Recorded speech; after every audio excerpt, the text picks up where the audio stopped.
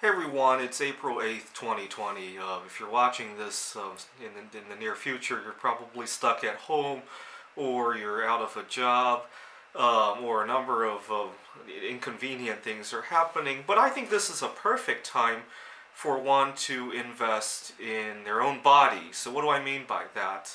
So, the last couple of weeks I've been stuck at home just like everybody else, right? And I've been doing an intermittent fast. I'll usually fast about 30 to 32 hours. And I've been doing this almost every other day or sometimes every 3 days, but very regularly now. And I want to make this into a routine. See, the reason I'm doing this now is because when I was working or when I was out socializing, it's very difficult to fast when you interact with the real world. Not because anybody's against it, it just doesn't flow with the events, right? Sometimes food is very involved with work, or other times you just have people chomping chips really loudly next to you, or discussions tend to revolve around food a lot, or sometimes you just don't have the luxury of being in a state of mind of fasting, right?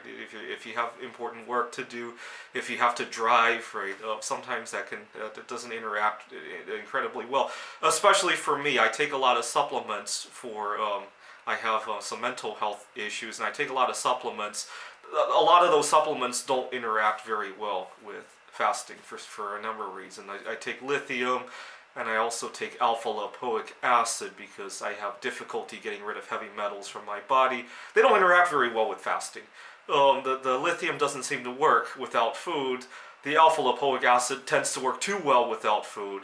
And well, right now I don't have to really worry about messing up with social interactions, so I can afford to skip those things for a little bit and do the fast. But when I'm working, it's a little bit more difficult to do that. So I've been kind of using this time to invest in the intermittent fasting. But this is a perfect time to do anything where it might affect your interactions with anybody, right? I got into a heated argument a couple weeks ago at the grocery store over a discussion like this. This was weeks ago when people were still hoarding toilet paper. And I had gone to the local grocery store and I saw somebody hoarding toilet paper and they were hoarding cigarettes. I think it was a husband and a wife, and the husband was asking the cashier to how many cartons of cigarettes he could get. He ended up getting 3 or 4 cartons. And I was talking to the wife. I said, this would be a perfect time to quit smoking. You don't have to worry about anybody offering you cigarettes at work. I used to work with people who smoke, and sometimes I often felt like I was at a disadvantage because people would often hold some of the workplace discussions while smoking. And I never wanted to join those things, and I always thought it was a disadvantage. I almost wanted to put like a microphone to pick up on any work topics that they're discussing.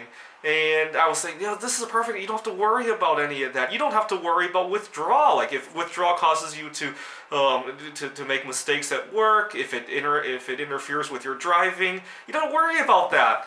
And the husband overheard us, and he got very upset. He was like, "Come on, let's go." But I really shouldn't have done that. I was, to be honest, I wasn't making this discussion for the benefit of the guy. It was kind of for the benefit of me to remind myself that this is a time to be investing in myself. I was kind of using him as an example, and I kind of feel sorry that he was being used by me. But he could have benefited from it had he not been so defensive about the whole thing. To give you an idea of why I think this is, you could turn this recession into a benefit. Before all of this began, I often would hang out at the Bellevue Library after work, right? I would head to the library to write computer games or to handle anything I need to do online, right? And sometimes I would get a girl who was interested in me and would sit down with me and talk to me. And it's great, except the girl was way too young for me, sometimes only 17 or 18 years old. I mean, it's not a relationship material. It could still be a fun conversation. But then I realized, oh my God, is my body really that young? And that's exciting news for me, because if you watch any financial news or any financial gurus, they'll tell you to start investing early, right? Well, I've kind of discovered another way to start investing early, right? By investing in my body first, right? So I'm 32 years old. If my body really is only 17 years old, as would be suggested by the kind of interactions I get out in public, that means my investments are having this extra 15 years to grow. If you do the math, it's like all of my assets plus all of my future contributions, all of that has doubled, right? If I'm putting $15,000 into my retirement account every year, that's like putting $30,000 now because of how young my body is, right? That's your opportunity cost of not doing your intermittent fasting or not consuming. Where's my baking chocolate? Not consuming the baking chocolate, or of smoking, right? Or doing any of those stupid things, right? I was just at. It's really funny because in the beer aisle of the grocery store. I think it's getting better now, but a few weeks ago, all the beer was sold out. There was only one brand that wasn't sold out. There's a huge mountain of it. Because its name, it's kind of funny given the current situation. I'll let you guess what brand it was.